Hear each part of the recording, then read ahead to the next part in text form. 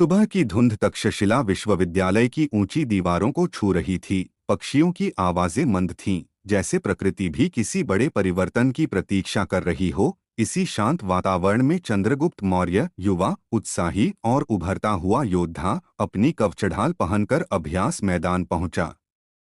लेकिन आज उसके कदमों में वह तेजी नहीं थी जो उसे पहचान देती थी। एक हल्की सी लंगड़ाहट उसकी चाल में थी। उसी समय तक्षशिला की विशाल सीढ़ियों पर से नीचे उतरते हुए दिखाई दिए आचार्य चाणक्य। उनकी आंखें तेज थीं, जैसे वह किसी की भी आत्मा को पढ़ सकती हों। चंद्रगुप्त ने मंद मुस्कुराहट देते हुए प्रणाम किया, पर चाणक्य की दृष्टि उसके चेहरे की थकान पर अटक गई। चाणक्य ने देखा कुछ छुपाया जा रहा था। राजन, हालांकि चंद्रगुप्त अभी राजा नहीं थे, लेकिन चाणक्य उन्हें उसी सम्मान से संबोधित करते थे। तुम्हारे कदमों में आज की सुबह कोई कहानी छुपी है। चंद्रगुप्त सहज बने। कुछ नहीं आचार्य, अभ्यास के दौरान हल्की चोट है। चाणक्य ने बिना कुछ कहे उसके चलने का ढंग देखा।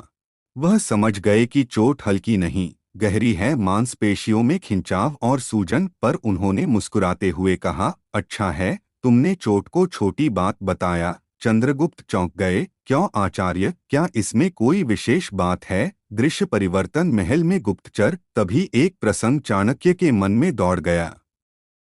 कुछ दिन पहले विदेशी दूतों को यह संदेश मिला था कि मौर्य दल का युवा सेनापति युद्धाभ्यास में घायल हो गया है, और पड़ोसी राजाओं ने उसी दिन अपने दूत सक्रिय कर दिए थे। चाणक्य जानते थे, राजनीति में दुश्मन तलवार से पहले खबर से हमला करते हैं। उन्होंने चंद्रगुप्त को तक्षशिला की प्राचीन दीवारों के पास ले जाकर कहा, चाणक्य का पहला उपदेश कमजोरी छुपाना ज्ञान है, छल नहीं। चंद्रगुप्त, सुनो, राजा की कमजोरी उसकी तलवार से अधिक कीमती सूचना होती है। अगर तुमने कह दिया होता कि चोट गंभीर है, तो आज ही नंद सम्राट का गुप्तचर पाटलिपुत्र पहुंचा होता और उसके राजा ने समझ लिया होता, युद्ध का समय यही है। चंद्रगुप्त ने पूछा, क्या इतनी सी चोट से इतना बड़ा संकट उत्पन्न हो सकता है? चाणक्य ने उत्तर दिया, राजन, शेर के पैर में कांटा हो तो हिरण भी उसे चुनौती देता है। चंद्रगुप्त को वह दिन याद आया जब वे चंद्रभागा नदी के किनारे हुए एक युद्ध में शामिल थे। तब उनके साथ युद्ध करने वाले एक वीर सैनिक को तीर लगा था। उस सैनिक ने दर्द में कराहते हुए सबको बताया कि वह घायल है। परिणाम, दुश्मनों ने तीरों की दिशा उसी तरफ मोड़ दी। सैनिक ढाल उठाने के पहले ही ढेर हो गया। दुश्मन उसके गिरने से समझ गए कि दाहिनी ओर रक्षा कमजोर है, और उसी दिशा से हमला कर दिया। युद्ध जीता गया, लेकिन बड़ी क्षति हुई। चंद्रगुप्त की आंखों में यह स्मृति चमक उठी। चाणक्य ने आगे कहा, एक बार एक बाज ने एक सांप पर हमला किया। सांप घायल हो गया और दर्द में फुफकारा। जंगल के सारे जीव उसकी कमजोरी समझ गए। दूसरे जानवर जो सांप से डरते थे उस पर हमला करने लगे, लेकिन सांप ने अपनी कमजोरी छुपाई होती तो वह आज भी जंगल का स्वामी होता। राजन, यही संसार का स्वभाव है, कमजोर पर सबकी नजर होती है। चाणक्य और चंद्रगुप्त अभी बात कर ही रहे थे कि एक संदेशवाहक दौड़ता हुआ आया। आचार्य, एक विदेशी दूत तक्षशिला पहुंचा है। वह कहता है कि मौर्य दल का युवा योद्धा घायल है, इसलिए वह यहाँ सुरक्षा व्यवस्था देखने आया है।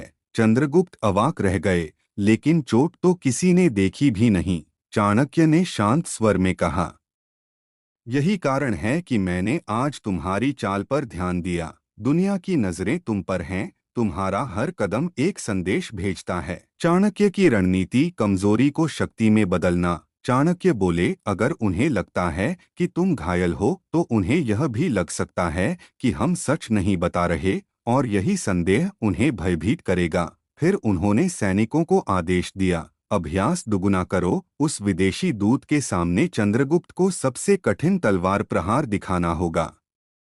उसे समझना चाहिए कि जो सूनी चाल दिखती है वह मात्र भ्रम है। चंद्रगुप्त ने कहा, लेकिन आचार्य, दर्द तो है। चाणक्य ने गंभीर स्वर में कहा, राजन, कभी कभी महान लक्ष्य के लिए। चाणक्य की रणनीति, कमजोरी को शक्ति में बदलना। चाणक्य बोले, अगर उन्हें लगता है कि तुम घायल हो तो उन्हें यह भी लग सकता है कि हम सच नहीं बता रहे, और यही संदेह उन्हें भयभीत करेगा। फिर उन्होंने सैनिकों को आदेश दिया, अभ्यास दुगुना करो। उस विदेशी दूत के सामने चंद्रगुप्त को सबसे कठिन तलवार प्रहार दिखाना होगा। उसे समझना चाहिए कि जो सूनी चाल दिखती है वह मात्र भ्रम है। चंद्रगुप्त ने कहा, लेकिन आचार्य, दर्द तो है। चाणक्य ने गंभीर स्वर में कहा, राजन, कभी कभी महान लक्ष्य के लिए। चंद्रगुप्त से कहा, यह है कमजोरी छुपाने की असली शक्ति। दुश्मन तब सबसे ज्यादा डरता है जब वह तुम्हारी असल स्थिति को नहीं समझ पाता।